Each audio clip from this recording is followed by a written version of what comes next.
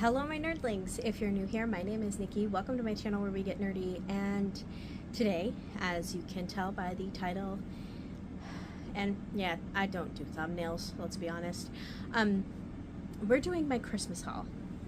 So I have 1, 2, 3, 4, 5, 6, 7, 8, 9, 10, 11, 12, 13, 14, 15, 16, 17, 18 books here that were given to me by loved ones, whether it was my sister-in-law, my cousin, my kids, my dad. I have 18 books. I will say who they're from if I remember 100% correctly who they're from.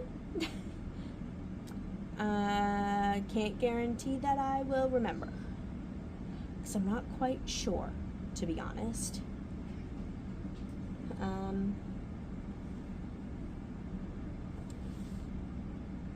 I think this one was from someone else. Pretty sure. But I know I haven't hauled this. No, this was a gift by someone else. That was not a loved one. But we'll still talk about it.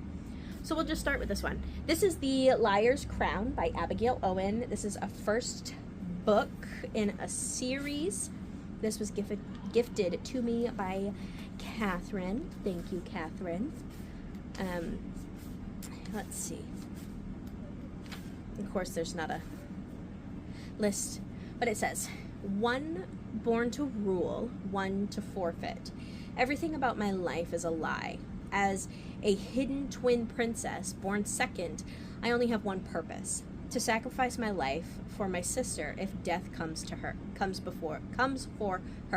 Blah, blah, blah. I've been living under the guise of a poor, obscure girl of no standing, slipping into the palace and into the role of the true princess when danger is present. Now the queen is dead, and the ageless king, I can't pronounce his name, has sent my sister a gift, an eerily familiar gift, and a proposal to wed. I don't trust him, so I do what I was born to do and secretly take her place on the eve of the coronation, which is why when a figure made of shadow kidnaps the new queen, he gets me by mistake. As I try to escape, all the lies start to unravel, and not just my lies. The shadow wraith who took me has his secrets of his own. He struggles to contain the shadows he wields, other faces, identities that threaten my life. Winter is at its walls, darkness is looming, and the only way to save my sister and our dominion is to kill the king and the shadow wraith who has stolen my heart. So I read The Games Gods Play by Abigail Owen and really, really, really enjoyed it. It's her first, I think it was one of her first adult books. This is YA, so I'm curious to see how I get on with it. But there's book 1. Let's see. I gotta make some space. We'll start with my sister-in-law, Amy.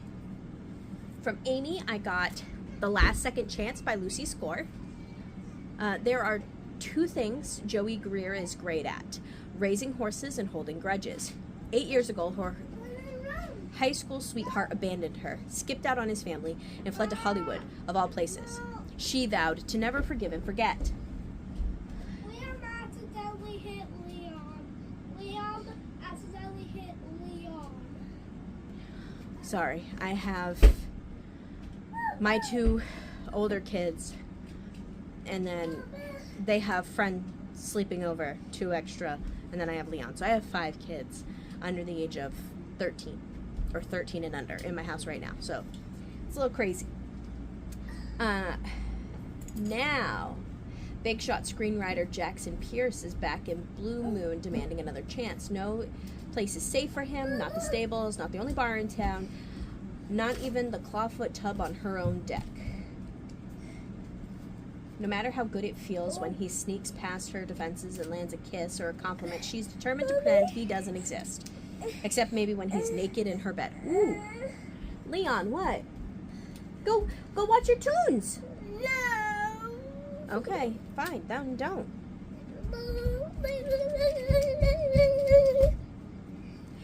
have never read a Lucy Score book. I do know this is book 3 in a series, so I need to find the rest of them somewhere. Then Amy also bought me Variation by Rebecca Yarros. I love Rebecca Yarros. I have read so many of her books this past year. This is a contemporary romance written by Rebecca. Let's see, we have a ballerina and a Coast Guard rescue swimmer. Let's see. Elite ballerina Ali Rousseau is no stranger to pressure. With her mother's eyes always watching, perfection was expected, no matter the cost. But when an injury jeopardizes all she sacrificed for, Ali returns to her summer home to heal and recover. But the memories she tried to forget rush in and threaten to take her under. As a Coast Guard rescue swimmer, Hudson Ellis knows that hesitation can mean the difference between life and death.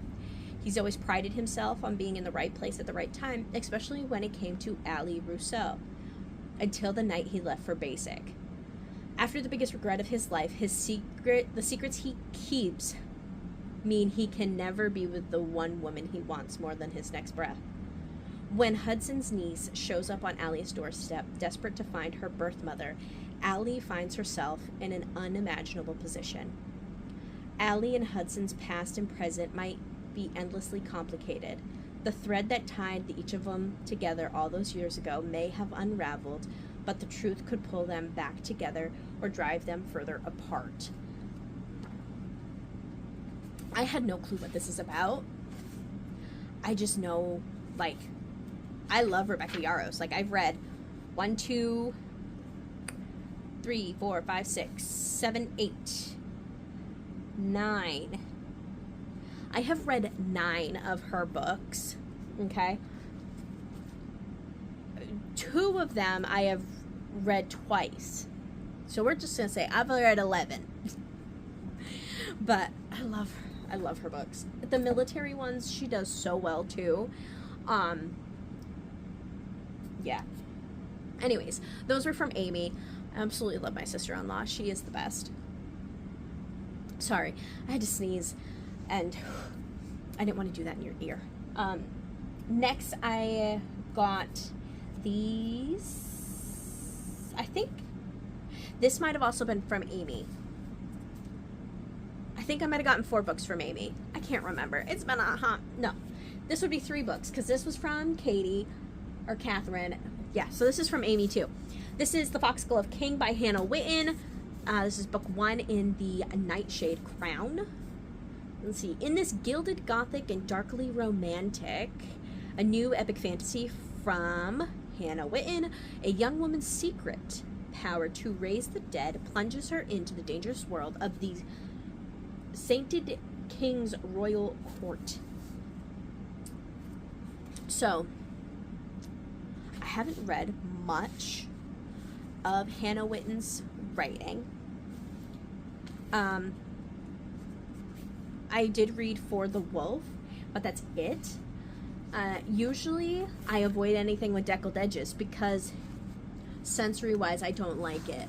So this will probably be a I only listen to the audiobook kind of book because I don't like this.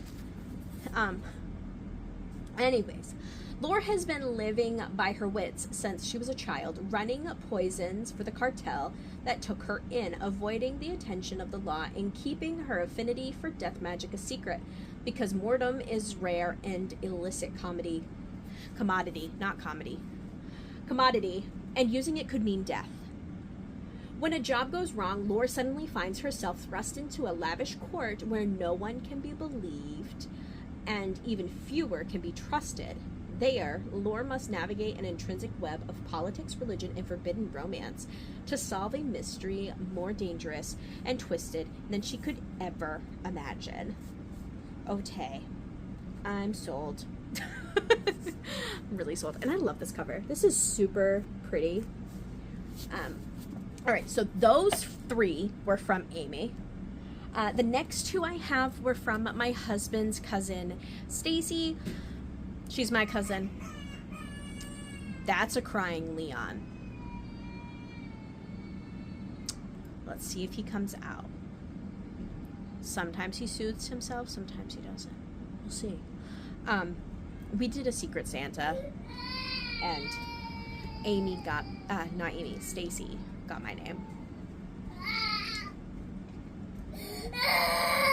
Okay, I know it's like no time passed for you guys, but I'm gonna be honest, it's been about 30 minutes, and I forgot where I was.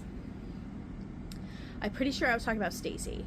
So Stacy's my husband's cousin, so my cousin. We did a Secret Santa. Stacy got my name. So I knew I was in good hands, right? Because Stacy reads, her daughter, Mariah reads. I'm not sure if Leah reads. I've never asked. But I come from a family of readers. So I got 2 books from Stacy. I got Nightbane by Alex Astor. This is the 2nd book in the Lightlark series. I don't even know what Lightlark's about. I have it. It's right. Yep. It's right. Nope. Where is it? Why can't I see it? Yeah, it's right there. Okay, you can't see it, but just trust me, it's right there. I don't know what it's about at all. So I got the 2nd book in the series. I don't know how many books are supposed to be in this series, but oh well. It says saga, so I'm guessing that means more than 2. Either way, I got the 2nd book. I don't want to read you the back of this because I don't want to spoil Lightlark, so we're not going to look at the back of this. But I'm too lazy to stand up and get Lightlark. So just trust me, okay? And then she also gave me A Fragile Entanglement by Allison Saft. This is the Fairy Loot edition. So it's stunning, right? Look at those edges. Absolutely gorgeous edges. Gorgeous cover. Then, look at this cover, right? It's got a reversible dust jacket. It's got these gorgeous end pages. Are they the same? No. These end pages are different. Okay. Here's the full reversible dust jacket. Super pretty, right? I don't know what this book's about at all. I read it when I opened it at Kyle and Amy's house at the Christmas, but I don't remember even a sliver of what it's about. Let's see. A true love story for the ages, threaded with intrigue and scandal. His golden eyes burned with an intensity just north of hostile. And when his gaze locked with hers, she swore her heart stopped. Okay. In glittery Avaland, nobles attend candlelit balls while unrest brews among the working class. Renowned dressmaker Nima is tasked with designing the prince's wardrobe for the royal wedding. But the magic in her blood that lets her stitch emotions and memories into magic is the same magic that will eventually kill her.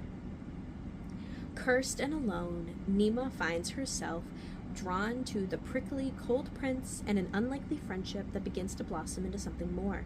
That is, until an anonymous gossip column is released exposing their chemistry and threatening scandal.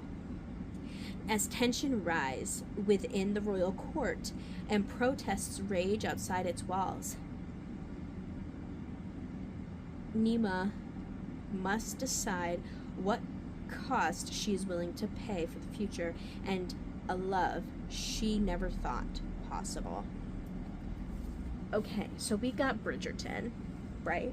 That's the vibes I'm getting, right? Sounds good to me. Sounds really good to me.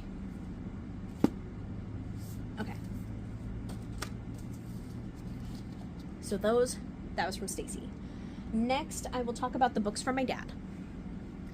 So, my dad bought me 6 books. And he also gave me money towards more books that I'm going to use for my reward books for reading, because the reading over 75 books I get to buy. For every book over 75 I get to buy a book. I'm going to use that money towards that. But the 6 books he did buy me, we have The Blood of Blood of Hercules by Jasmine Mass. I'm just a girl, and as it turns out, I'm Hercules. I'm struggling to survive in a Titan-infested world where Spartans, immortals from 12 royal families who have godlike powers and obscene wealth rule over all. A shy, stammering foster child with nothing. I keep my head down, cover my scars, and focus on excelling in school. At least I try to. Then it happens. My blood test reveals I'm one of the powerful elite. I'm one of them, a Spartan. Forced to attend the Spartan War Academy, I undergo the most harrowing test of all time to see if I have what it takes to be an immortal. There's just a few problems. Achilles and Petro are my scary mentors. Charon, the ferryman of death, and Augustus, the son of war, are my terrifying professors. Also, I'm pretty sure either someone's stalking me everywhere I go, or my sanity's slipping. I have a bad feeling both are true. I'm surrounded by villains, and they're smothering me with their hate, obsession, and dark possessiveness. Too bad for them. I have no clue. Oh, they have no clue who they're messing with. Yes, Queen. Okay. Oh. And she's beautiful. Look at that art. Stunning. Absolutely gorgeous. At least I'm assuming that's our main character. But you know what they say. Don't assume.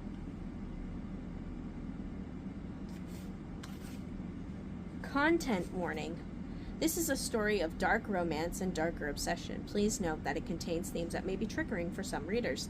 There is violence, depictions of murder, stalking, suicidal thoughts, bullying, explicit language, and betrayal.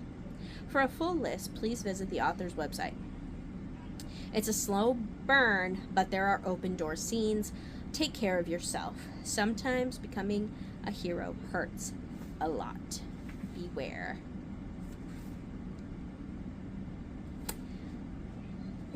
This book is dedicated to all the girls who like morally gray fictional men and who screamed out loud the first time they read, "Who did this to you?" This one's for you. Okay. I'm convinced. And then Bond of Hercules is already out, the second book in the series, so if I like it, I don't have to wait long. Okay. And then my dad bought me almost an entire series. He bought me Hexed, Twisted, Scarred, Wretched, and Crossed, all by Emily McIntyre. These are the Never After series. The first one is Hooked, which I borrowed from the library and read. He was going to buy me that one, but he didn't know if I wanted it because I've already read it. So he didn't. This one I know is Hunchback of Notre Dame.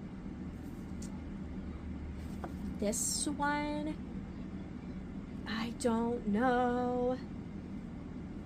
Some of these Never After ones are like super easy to tell who it is. Other ones, no flipping clue.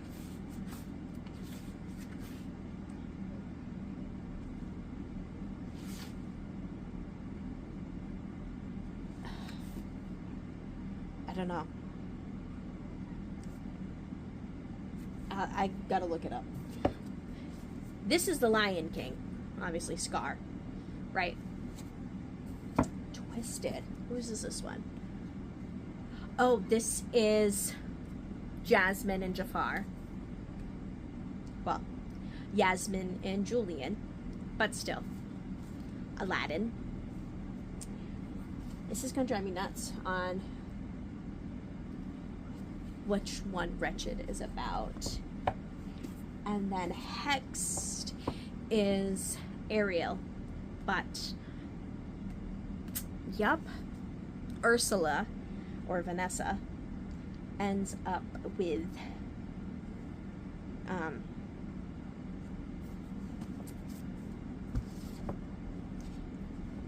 prince. It's not Prince Eric. He has a different name.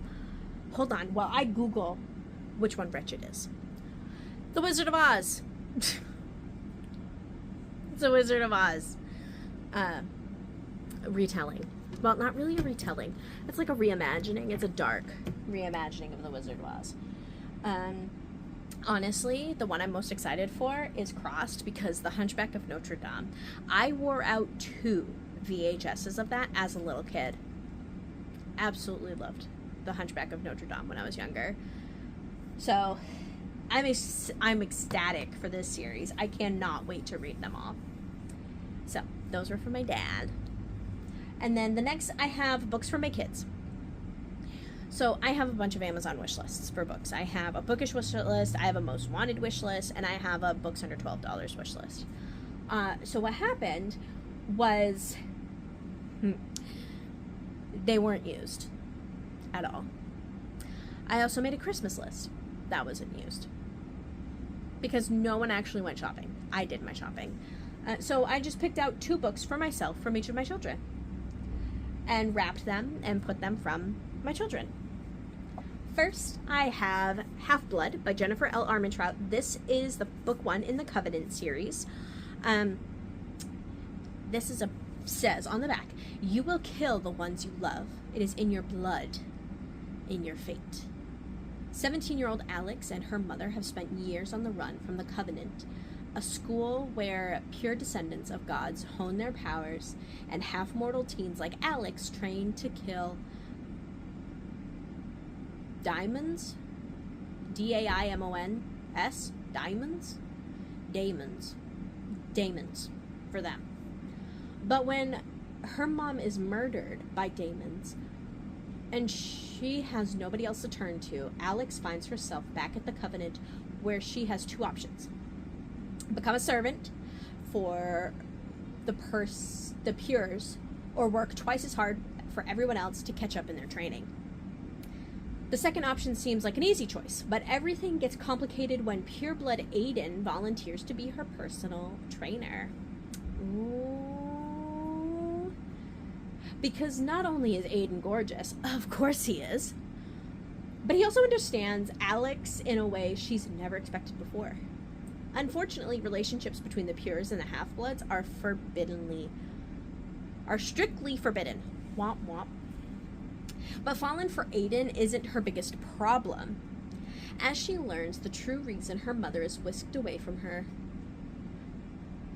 As she learns the true reason her mother whisked her away from the Covenant, and Daemons close in on the school, she must fight to stay alive, even if it's her fault those around her are dropping dead. Okay. I never read the back. I just picked it up because it was a YA, Jennifer L. Armentrout, and I wanted to try something YA of hers. Not that I've ever tried anything of hers either. I mean, I have for Bud and Ash. And A Fall of Ruin and Wrath or whatever. So, that sounds good. Next, I have Wolf Girl by Leah Stone. I literally have almost every book this author has written. Haven't read any of them.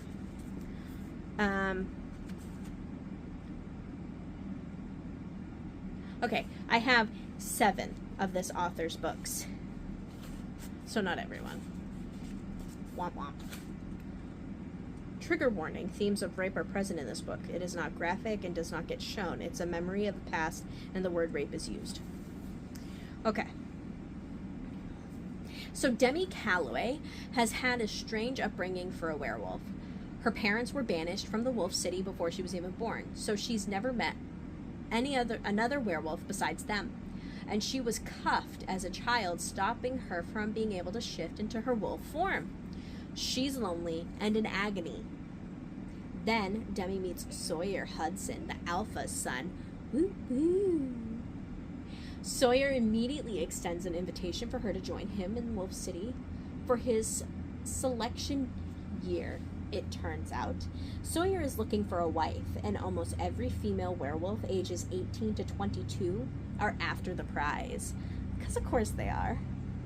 Without knowing it, Demi lands in the middle of the werewolf bachelor, and not only does she have to contend with 49 other women for Sawyer's attention, but she also has to deal with the little problem that occurred when Sawyer released her from her cuffs.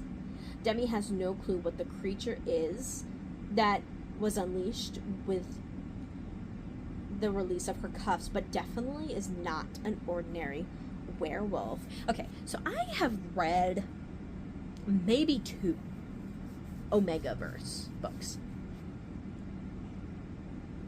Yeah, sounds about right. Yeah, Bride and Wolf Gone Wild. Those are very adult. I have not read a YA one, but I do have a lot of friends that do read a lot of Omegaverse, and I want to get in the hype. I'm got some FOMO going on, so I cannot wait for this. Oh, sit up there. Next, we have 2 books in the same series, but I don't know which one's the first one, so hold on.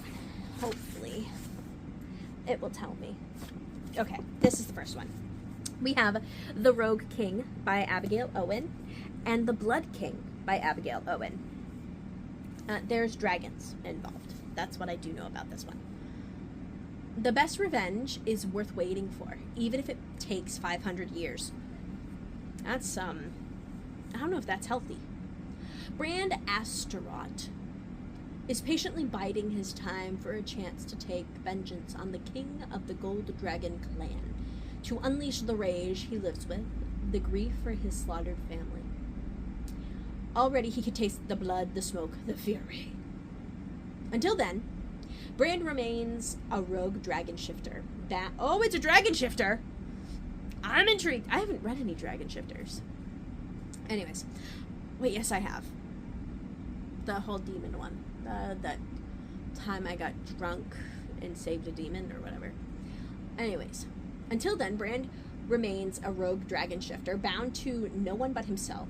And with the chance to ally himself with a new clan, he's tracking down a woman who could shift the balance in the world of the dragons. Only no one told him exactly what or who Cassia Amon is, or that she's coveted by those who would use her for their own purposes.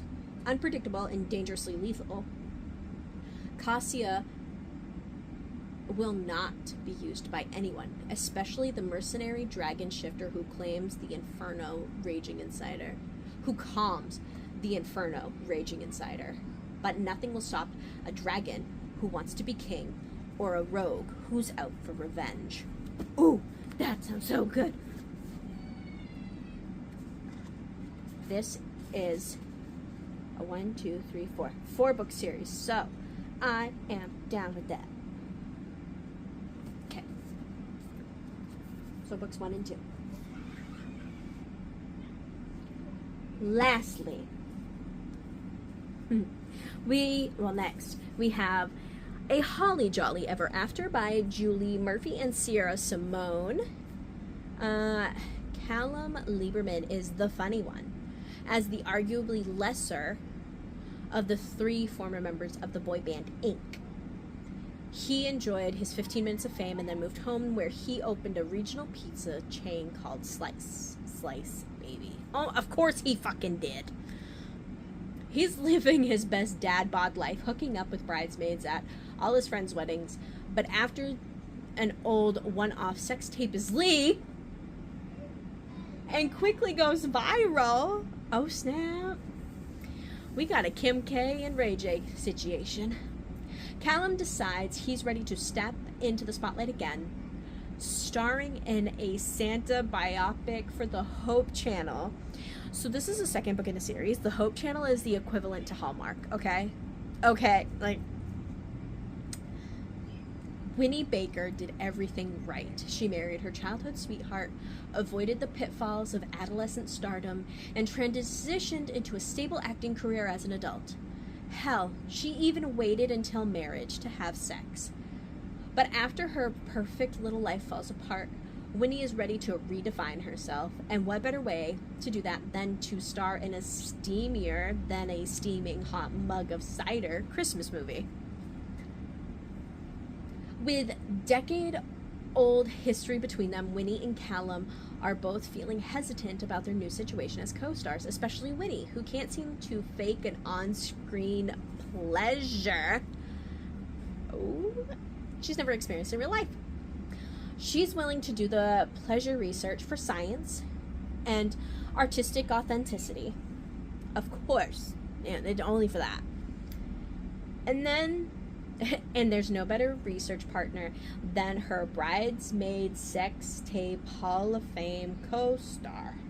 But suddenly Callan's teenage crush on Winnie is bubbling to the surface, and Winnie might be catching feelings herself.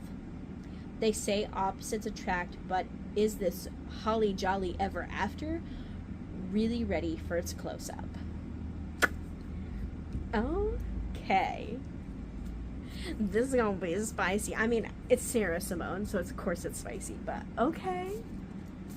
I didn't know that's what it was about. I just had book 1 in the series and wanted the next one. Now I feel really weird that my son bought it for me. Oops.